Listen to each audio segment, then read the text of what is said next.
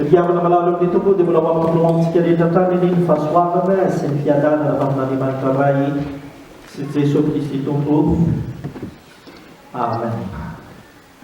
Amin'ity an'ity isika riavana dia ny filasan-tsara ny Jesosy Kristy araka amin'izao ny fahavalo amin'ny faharoa ka hatramin'ny faharaiky ambin'ny folo mitantara indrindra ny momba n'ilay vehivavy amoron-tanana mitsangajanga mandeha ho jerentsika manoloana ny fifandarana nataon'i Jesosy sy ny mpanorandalàna ary ny fariseo.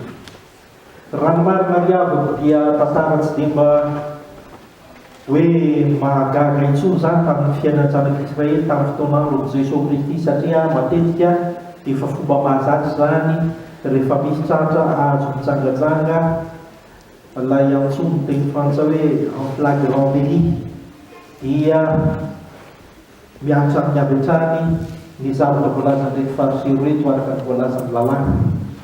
Fa tamin'ity indray mitoraka ity kosa araka ny efa hitantsika ihany ao anatin'ity perikôpa izay nivakita tamintsika ity dia somary sahiran-tsaina ihany Jesosy Kristy tompo satria tonga nanaty azy ka nitonga n'izany vehivavy zany ireto mpanorandalàna sy fariseo reto ary dia voalaza ihany moa amin'ny andininy fa hoe natao fotsiny izay mba hakana fananan'i Jesosy Kristy izany rehetrarehetra izany.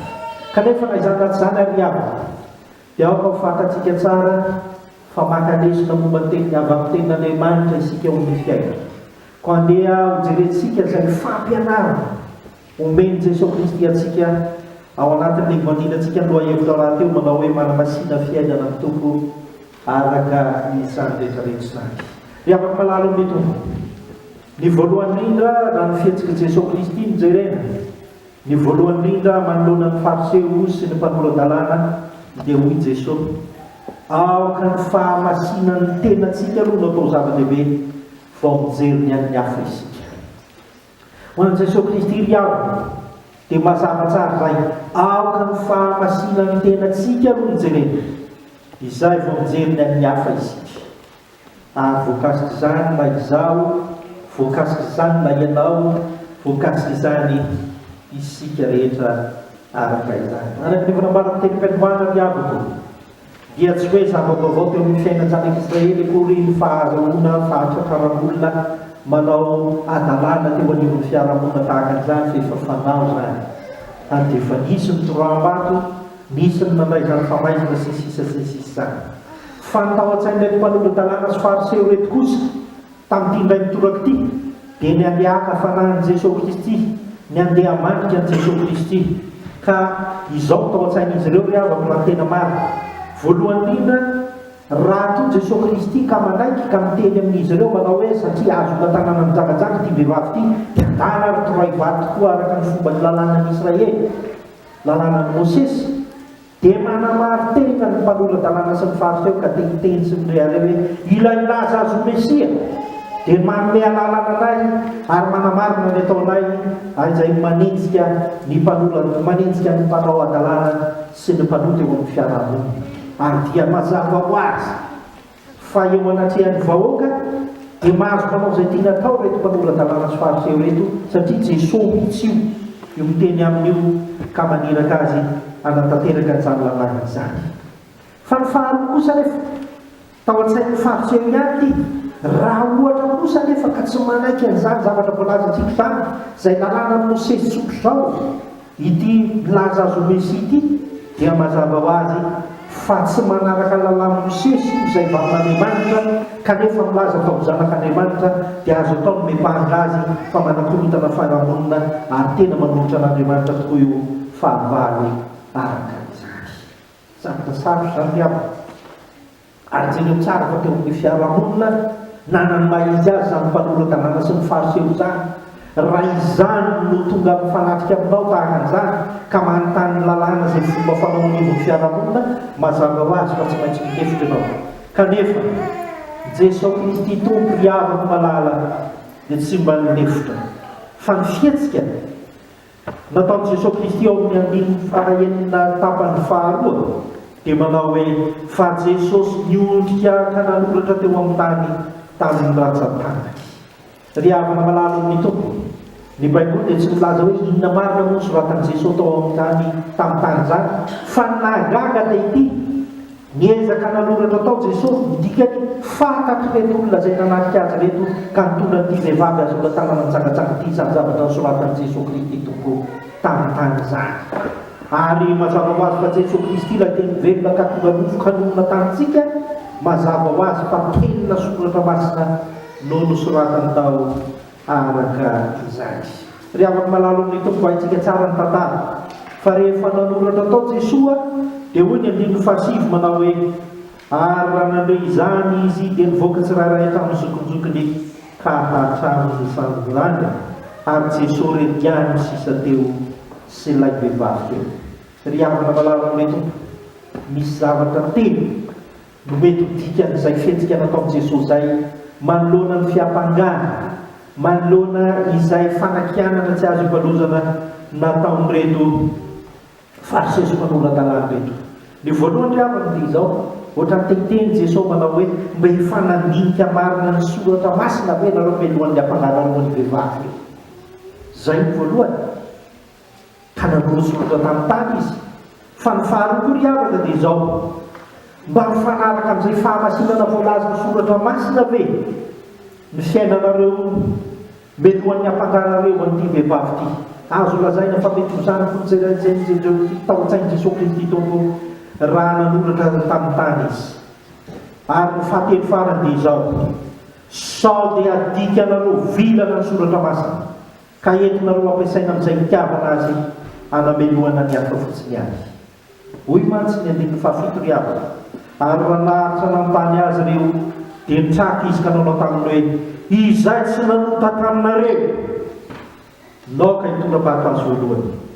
Izany hoe ny toko lazaina ry havana dia ity, raha misy aminareo fa mihevitena fa masina noho ivehivavy io satria azo tanana nijangatsanga izy ary tsy nanota mihitsy ianareo, zay ianareo vao mahazo mitondrabato azy, zay ianareo vao mahazo mampiasa ny lalàna Mosesy, zay ianareo vao mahazo miteny aminy fa tsy masina izy.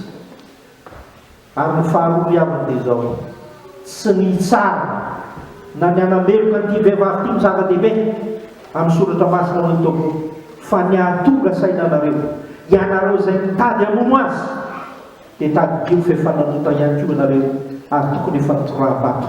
Ny dikany ry havana dia izao, tiany tompo lazaina amin'ireo mpanorandalàna sy ny fariseo reto manao hoe izao no tiako lazaina aminareo amin'ny fihetsiko rehetra, tady-dio fa raha nampiarina tamintsika rehetra ny lalàna Mosesy dia efa voatorabato talohan'ny vehivavy io ianareo raha ny marina kokoa hoy Jesosy Kristy.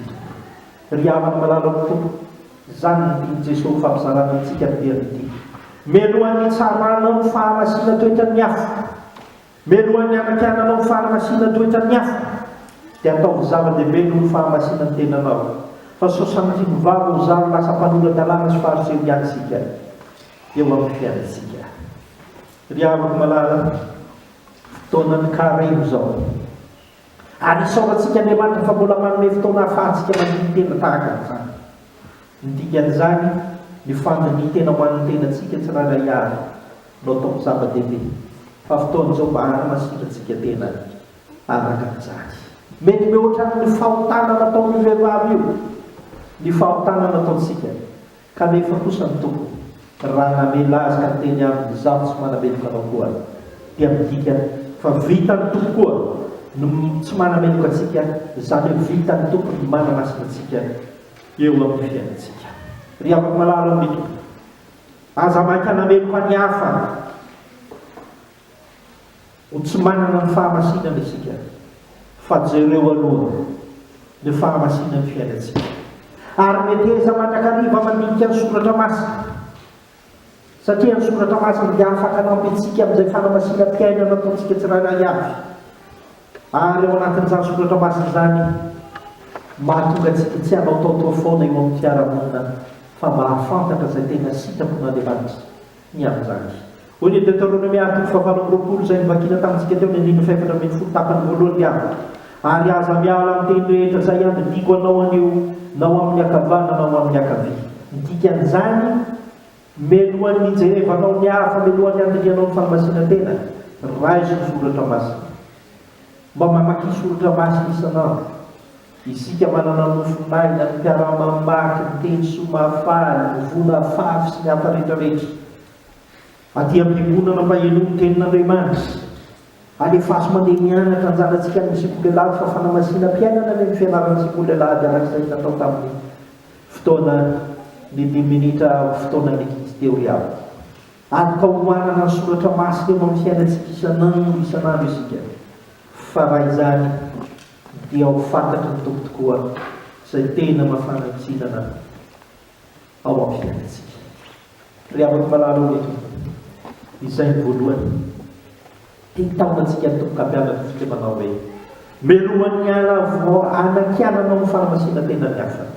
Dia mba jereo aloha ny fanamasinanao ny fiainanao. Faharoa riavako dia izao.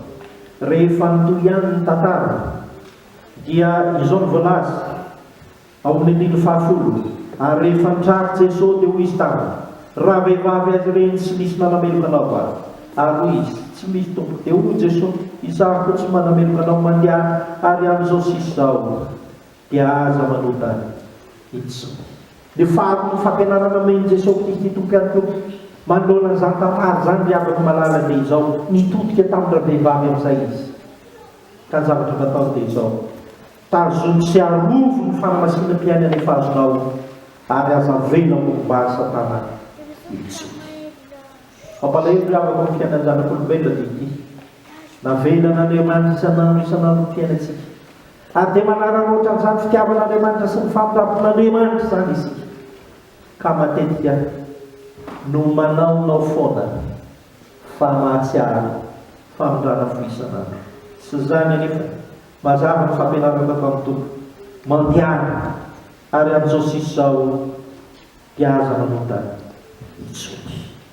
Riavako malala ao ny tompo Jesosy dia te hilaza amintsika amiko sy aminao manao hoe efa nomenanao ny famonjenaka tandrovo izany mba tsy ho very noho ny fahotana izay nampangananao teo izany. Ary izay mihitsy ny tena teneny amin'ny vehivavy io. Hitanao, ianao anetiko no volona tokoa e, ianao anetiko no izao tokoa e, fa saingy noho ireo izay nampanganao fotsiny ihany fa tsy rehetrrehetra manana ny fahotana ihany koa izy. Dia izay.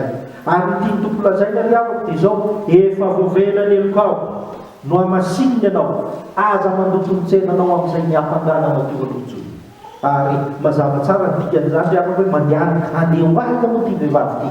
Mandehana ianao fa reny olon-dreny nandeha lasa miverina ny tanàna fa mandehana ianao fa tsy maintsy mbola hiverina any aminy ianao ary porofo ihany. Fa efa navelany elokao ka aza manota intsony. Izany hoe aza notona intsony fa tazomy izany fahamasina-piainana namananao izany manapakizao. Riavako malala veto. Efa fitiavana nomen'Andriamanitra antsika izany. Efa nomen'Andriamanitra fahamasina-piainana antsika. Tazomy mandrakarivo izany. Ary aza vela olombany Satana amin'izay fakapanamadinidinika sy ny hafa rehetra eo amin'ny fiainantsika. Fotoana ny zao iaho. Ary Paoly Apôstôly eo amin'ny Efesiana 5:5 dia nanao an'izao. Fa fitsangatsangana sy ny fahalitoana rehetra na ny fieremana dia aza vela ho tonono eo aminareo koa aza fa tsy mahamendrika ny olona masina izany. Dia izany Paoly Apôstôly dia hitaona ny fiangonana ny Efesosy ka ilaza manao hoe tsy mendrika anareo intsony izany fa efa nidiovin'i Jesosy Kristy tamin'ny raha anareo. Ary mbola miakatra antsika ihany koa izany. Ary eo amin'ny 1:7 Efesiana ity Paoly Apôstôly dia manao an'izao ko aza mety mpiomina aminy ianareo izany hoe mpiomina ho amin'ny fahotana. Hiavako malala amin'ny tompo ao sika hanana fanapahan-kevitra manomboka izao. Raha masina tahaka ny vehivavy ty koa ny fiainantsika ka mety na dia nisy na dia fahotana izay hovetika fa kely azy amin'ny fiainantsika dia izao no ataontsika manomboka izao a Jesosy dia hiala amin'izany. Manomboka izao a Jesosy dia tsy hanao an'izany intsony. Manomboka izao a Jesosy satria efa namondanao fo aho dia tsy voatora-bato noho izany dia manomboka izao aho tsy hiaina ho amin'izany intsony. Ry havana malala amin'ny tompo izany ny fitiavan'Andriamanitra amintsika. Ary izany famelan-keloka omeny tompo antsika izany, izany fahamasina mpiainana miditsika izany. Dia ny Deutéronomie no milaza azy fa midika fahasoavana ho amintsika izany, midika fitahina ho amintsika izany, midika fahavokarana sy vokatsoa amin'izay ataontsika izany ho amin'ny taranaka fara-mandintsika araka ny voalaza ny Deutéronomie. Ary isan'izany ny andiny fahatelo amby folo teo manao hoe ataoko lohany ianao fa tsy ho rano eo amin'ny fiaina. Efa nomeny tompo antsika izany rehetrarehetra izany. Ry havana malala, eo anatin'i Jesosy dia tsy famakianana no azo ny olona izay manamasina ny fiainana mamo, fa vao mainka kosa tena ny voninahitra Andriamanitra no hita ho aminy ary atamorany izy. Hoy ny Deutéronomie 4:20 dia ho hitan'ny firenena rehetra ambony tany fanenarany Jehovah no tsy mamilao dia atahotra aminao izy. Ry havako malala, izany rehetrarehetra izany no mba tokony hita amin'ny fiainantsika. Ary tohizo rehefa hita ao amin'ny fiainantsika izany. Aza menatra no hita amin'ny olona hoe mivavaka isika, aza menatra no atao vitan'ny olona fa mametraka ny fiainantsika eo am-pelatanan'Andriamanitra isika, aza menatra ho hitan'ny olona fa mihira masina isika, hira fiderana, aza menatra ho hitan'ny olona fa manana an'izany isika, mamaky soratra masina isika, miaina an'izany isika eny amin'ny fiainantsika. Na inona fa nenjehan'ny fiarahamonina fa mety misy izany, satria isika efa nao masina indray eo amin'ny fiainantsika. Ho aoraisika tokoa ilay izany fampianarana izany diavana, ka hanao zava-dehibe ny fahamasina tena eo amin'ny fiainantsika isika, ary mitazontsika izany fanamasina miana rehefa azontsika izany, fa tsy ho avelantsika rombany Satana. Amen.